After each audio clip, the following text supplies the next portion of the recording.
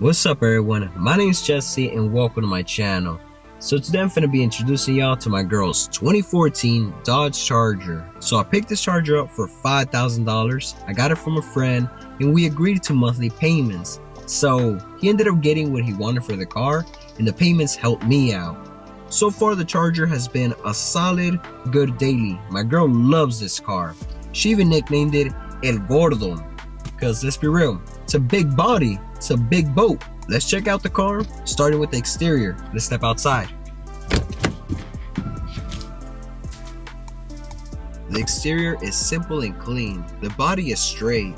The headlights though, they're foggy, so I need to replace them.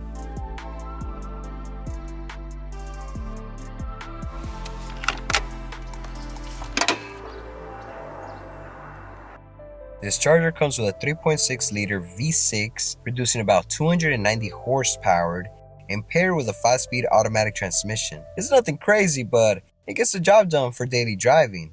Now the transmission though, it's giving me some real headaches. Let me tell you all about it. So it started slipping, whining, and sometimes it wouldn't shift at all. So I thought it was a wrap. I thought it was done deal. But I decided to get underneath the car and check it out. So I swapped the transmission filter and fluid and I found out that it was running on just 2 quarts of fluid.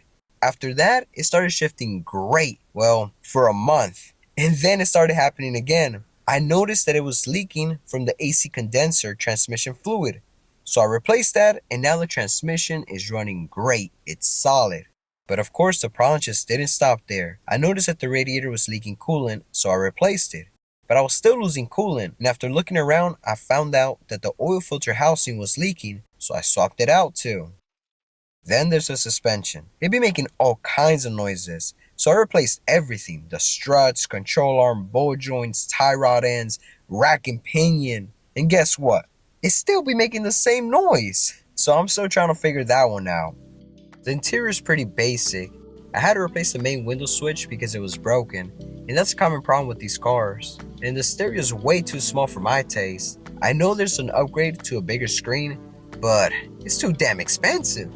The seats, they're fine, comfortable enough for daily driving. Overall, this car does what it needs to do. But man, for a V6 Charger, it sure wants hella attention just like my Jag. So I got a few more things that I need to tackle on this car, but once I figure everything out, I do plan on doing some upgrades like bigger stereo, bigger wheels, interior upgrades, replace the headlight assembly, and for sure, suspension upgrades. So if you have a Dodge Charger, make sure to subscribe and stay tuned for more videos. Late.